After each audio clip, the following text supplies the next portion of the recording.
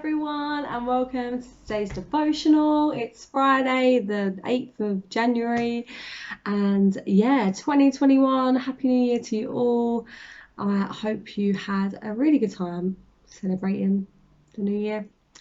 In whatever you did. I'm just going to move this out of the way a little bit. So today I want to talk about your biggest breakdown turned into your biggest breakthrough. So what inspired me for this devotional was this beautiful little book here. Toxic Childhood Stress it's called. Really nice light read, before bed. But it's not, I'm joking. But it's a really good book. It really is good. It's about the effects of stress on a child and how that affects them in their mind and body later on in life. So it's really interesting. And in the book, Dr. Nadine Burke tells loads of stories about all the different doctors that she knows who have implemented new procedures and screenings that have actually changed the medical world and actually prevent a lot of diseases now that that children don't actually have to get because of these screenings that they've implemented. So it's really cool, it's really inspirational. But there's one story that I'm gonna tell you about who is not a doctor. It's about a mother who had a really difficult situation but actually changed the medical world for better because of it, and I think it's really inspirational. So I'm just going to read some of it to you guys if I can find the other page. Of course it is. Okay, so it says over 60% of newborns develop some amount of jaundice. The yellow skin lets doctors know that there's a build-up of a chemical called bilirubin. I hope I've said that right. Just bear with me. If not, just look it up. There's loads of stuff on the internet, but I think it's bilirubin. In the baby system, bilirubin is created when the body breaks down old red blood cells. Usually it's just processed through the liver and extracted through the body, but because of babies liver's not working fully when they're first born, there can be a build-up of this, and when it gets a bit too high, the levels get a bit too high, it can cause the blood-brain barrier, that's easy for me to say, and cause brain damage. It can cross the blood-brain barrier and cause brain damage, and essentially what I'm saying. So when this lady called Sue Sheridan's son wow, this is an easy read, isn't it? When I don't know how I've got this halfway through the book really, but okay, when Sue Sheridan's son Cal was first born, he appeared as healthy and as beautiful as a baby could be. But when his skin started to turn yellow, Sue and her husband were really worried, and they rushed him to the hospital. They was told that jaundice was really common in infants, and they were sent home. The doctor did a visual inspection of the baby and just kind of said that it'll be fine. Even though there was a blood test to measure the bilirubin levels, this test wasn't done. It wasn't used routinely. The following day, Cal's yellow colour continued to deepen, and although the Sheridans again expressed their concern, still no test was done. When Cal was discharged at 36 hours of life, he was described as having jaundice from head to toe, but his parents were simply given a leaflet as they left the hospital, and they were told to put the baby near a window for sunlight.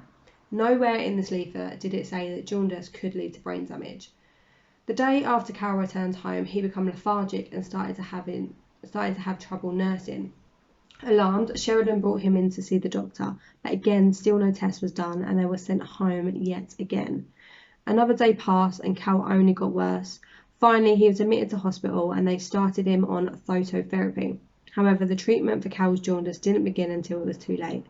On the 6th day of his life in his mother's arms, Cal stiffened, arched his neck back, and let out a high-pitched cry.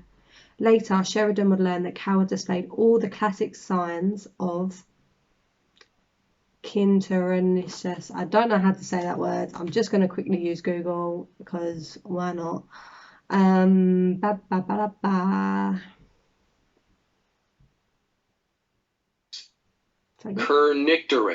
Kernicterus, that's the one. There you go. Basically, it showed all the signs of kernicterus, whatever, a condition that occurs when the bilirubin levels get too high and crosses the blood-brain barrier, leading to severe brain damage. Wow, that is a mouthful just in that. Anyway, Sheridan literally watched as her baby's brain was being overcome by neurotoxicity that could have been prevented. It was an experience that would haunt her for the rest of her life. Although rare, kernicterus is devastating, and it can result in an irreversible neurological damage. And for Cal, the disorder meant that he had developed cerebral palsy, hearing loss, cross eyes, and speech impediment, along with other things that would need care, which would mean he would need care for the rest of his life. As that wasn't enough to deal with as a new mum, Sheridan was so upset because this actually could have all been prevented. Unfortunately, it wasn't, the urgency of Cal's condition wasn't recognised until the damage was done. Years later, when Sheridan's daughter was born with jaundice, she was quickly tested and successfully treated with phototherapy.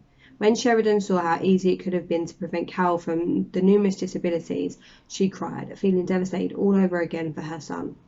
And I think, wow, what a story. Could you imagine that whole situation? Knowing that one child was able to be saved from this, but unfortunately the other wasn't, due to no fault of your own. And it's so hard.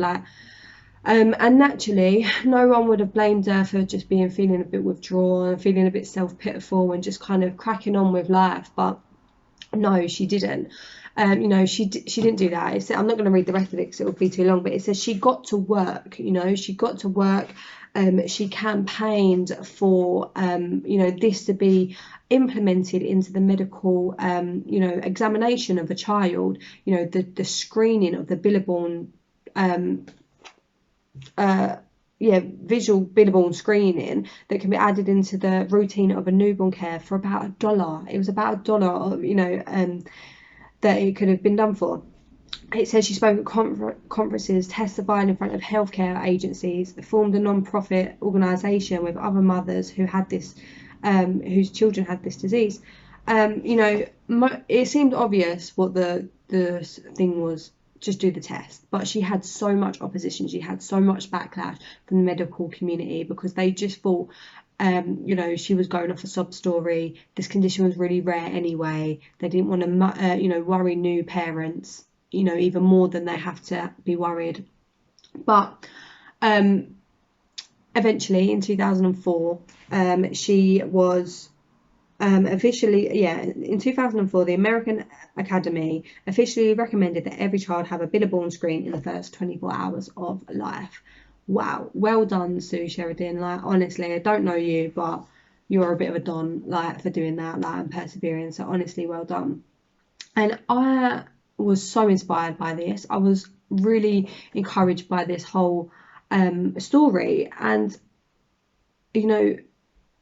someone once said something it would have been really easy for her to just kind of campaign and raise money to help her son have a better quality of life, but she didn't do that. She took this disastrous situation and turned it around into a massive breakthrough. And someone said to me, this person I love, she's just amazing, one of my spiritual nans, she said to me, God is the best recycler. He takes the rubbish in our lives, turns it around and makes it perfume for someone else. And I love that idea that the rubbish of us, our rubbish, becomes someone else's perfume. And Rachel mentioned this the other day in her devotional as well, but the book of Ruth again is a really similar story to this, a really a turnaround of events. And Ruth was a Moabite. She was in the bloodline of an incest relationship. It says about that in Genesis 19. So she had this in her bloodline. And then she married this guy from Bethlehem. Everything was going great, but then sadly he passed away. And his father, her father-in-law passed away, and her brother-in-law as well. It was all just, it was mad. And she ended up staying, I'm sure you all know the book of Ruth. She ended up staying with her mother-in-law, and she remarried. She remarried this guy called Boaz, and they had a son together, all happy days. And then through that marriage, she was one of a few women that was actually in the genealogy of Jesus. So now her bloodline had completely changed. But it was out of the disaster that came a breakthrough, a really, like, probably the biggest breakthrough. Do you know what I mean? Like, out of that horrible situation, she was now in the genealogy of Jesus. Like, wow, that's amazing, right? God redeemed her bloodline. And, you know, I think that's the point of this, of both of these stories, is that, you know, out of a really difficult situation, God completely changed it around. And I love in, you know, Genesis, when Joseph says something so similar when his brothers come to ask him for help after, you know, they sold him in slavery and all that jazz. He says, "You intended to harm me, but God intended it for good, to accomplish what is now being done, to save the lives of many." And I just think that is such an important reminder for all of us, right? That when we're going through a really disastrous situation, when we're going through a really difficult breakdown or whatever's going on, that actually that could be the gateway to the breakthrough, you know, to our breakthrough or a breakthrough for someone else. So I just want to encourage you today that, you know, if there is a disaster going on in your life, trust God that He's going to turn it around for an amazing breakthrough. So I just want to encourage you and bless you today. Thank you so much for tuning in. Sorry for the longest devotional ever. I really apologise. But yeah, I hope you have a great day and I'll see you again soon. Bye.